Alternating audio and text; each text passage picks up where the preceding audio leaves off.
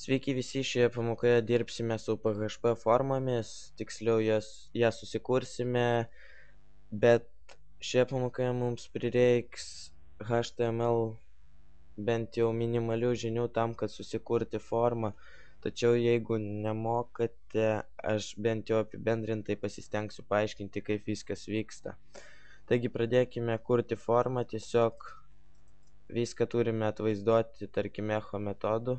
Ir rašome form action, tarkim, failas gauti.php, metodas post, uždarome formą ir formos viduje susikurkime du įvesties laukelius su vardais vardas ir amžius.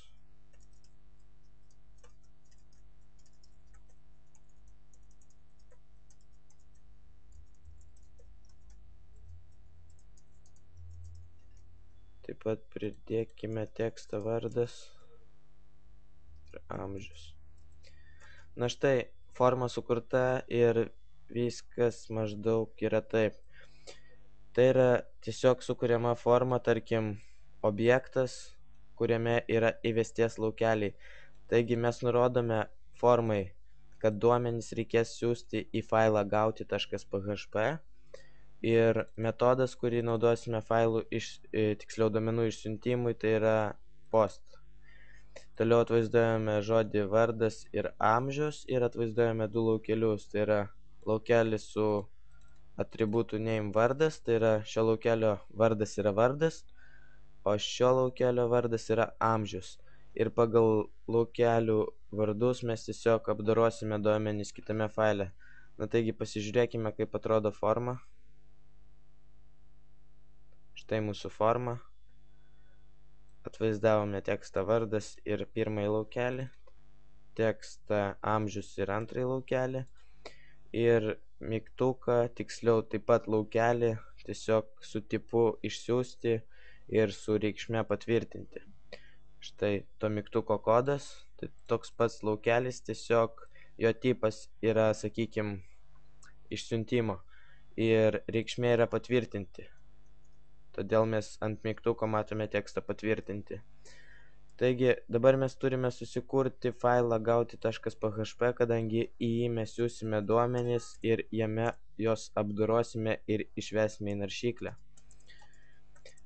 Taigi, kadangi siunčia post metodų ir siunčia duomenis iš šių dviejų laukelių. Tai yra iš laukelio vardas ir iš laukelio amžius. Taigi susikurkime kintamąjį vardas ir jo reikšmę nusistatykime į šio laukelio įvestą reikšmę. Tai yra, mes įvedame laukelėje savo tekstą, tada forma paima mūsų tekstą, išsiunčia į gauti.php failą ir čia mes apdorojame tą informaciją ir išsaugome įkintamai. Taigi, tam, kad tai padaryti, rašome vėlgi kintamą ženklą, apatinį brūkšnį, žodį post ir laužtuose skliaustuose kabutėse mūsų laukelio vardą. Tai yra vardas ir kintamasis amžius taip pat apdorojame ir amžiaus štai. Ir tiesiog įkintamai vardas įrašys laukelio vardas reikšmę ir įkintamai amžius įrašys laukelio amžius reikšmę. Taip pat atvaizduokime visą tai. Tarkim, jūsų vardas yra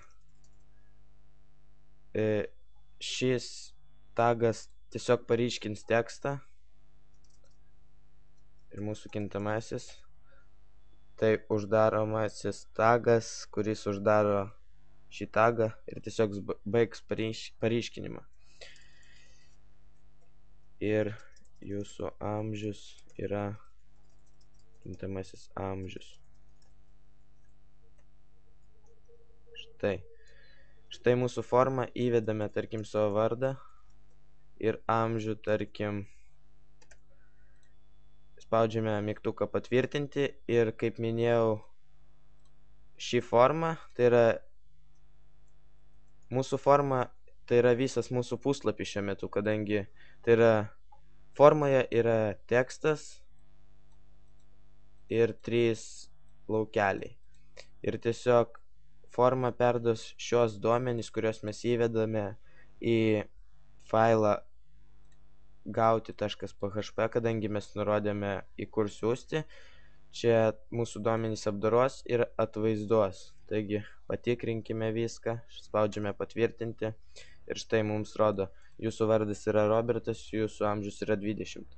Galime ką nors pakeisti, tarkim Tomas 78 ir štai rodo kitą informaciją, kurią mes įvedėme. Taip pat galime pridėti daugiau laukelių, kad maždaug, tarkim, mėgstamiausias gėrimas. Vėlgi kūrėme laukelį, input, name, atributas name, kuris priskirs laukeliui vardą ir tarkim gėrimas. Uždarome laukelį ir pereiname į kitą eilutę. Ir taip pat, kol kas forma jau pasikeitė. Taip pat turime priimti ir išsaugoti į kintamai gėrimas arba į bet kokį kitą kintamai, nesvarbu, duomenys iš laukelio gėrimas. Ir taip pat galime atvaizduoti jūsų mėgstamiausias gėrimas yra kintamasis gėrimas. Štai, tarkim, vėl vedame. Ir tarkim, štai, viską atvaizduoja. Manau, pagrinde jūs viską supratote, taigi pakartosiu dar kartą. Tai yra forma. Įsivaizduokite tai kaip štai tokį dalyką. Ir tai yra tiesiog atvaizduojame tekstą vardas, štai jisai. Atvaizduojame laukelį, kurio vardas yra vardas, štai jisai. Taip pat pereiname prie kitos eilutės, atvaizduojame tekstą amžius, atvaizduojame laukelį vardu amžius, štai jisai. Tiesiog mums vardo nerodo, tai sakykime skirta naršykliai. Toliau vėl pereiname prie kitos eilutės, atvaizduojame tekstą mėgstamiausias gėrimas, atvaizduojame laukelį vardu gėrimas, štai. Pereiname prie kitos eilutės ir dar kartą pereiname prie kitos eilutės, tam, kad padaryti nedidelį tarpą, tai yra tuščia eilutė. Ir atvaizduojame mygtuką, tai yra laukelį, kurio tipas yra, sakykime, patvirtinti ir reikšmė yra patvirtinti. Ir tiesiog jis atrodo ne kaip įvesties laukelis, o kaip paspaudimo laukelis. Ir jį galima paspausti ir jį paspaudus pereis į šį failą ir visus šios duomenys esančius šiuose laukeliuose išsiųs post metodų.